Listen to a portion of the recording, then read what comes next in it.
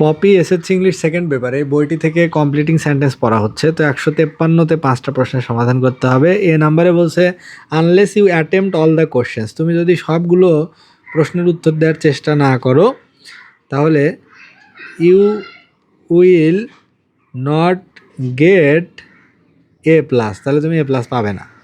B নাম্বারে বলছে প্রথমেই গ্যাপ, তারপরে বলছে although it was raining heavily, যদিও সেই বৃষ্টি হচ্ছিল। এটা এরকম হবে যে হি ওয়েন্ট আউটসাইড, বি নাম্বারে he went outside although it was raining heavily, যদিও ব্যাপক বৃষ্টি হচ্ছিল তবুও সে বাইরে গেল। সি নাম্বারে বলছে women who comprise half of our population, অর্থাৎ নারীরা যারা আমাদের জনসংখ্যার প্রায় অর্ধেক, শুড বি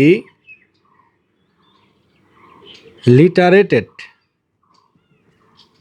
সুন, অর্থাৎ দ্রুত তাদেরকে শিক্ষিত করতে হবে। ডি নাম্বারে বলছে dash we can serve the nation, যে ইফ উই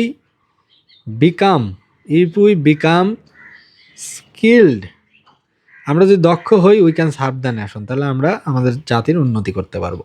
ই নাম্বারে বলছে দোজ হু হ্যাভ শোন ইন লাইফ, যারা জীবনে সফল হয়েছে, দোজ হু হ্যাভ শোন ইন লাইফ আর ইন্ডাস্ট্রিয়াস, তারা অত্যন্ত পরিশ্রমী ছিল বা তারা অত্যন্ত পরিশ্রমী যারা জীবনে সফল হয়েছে।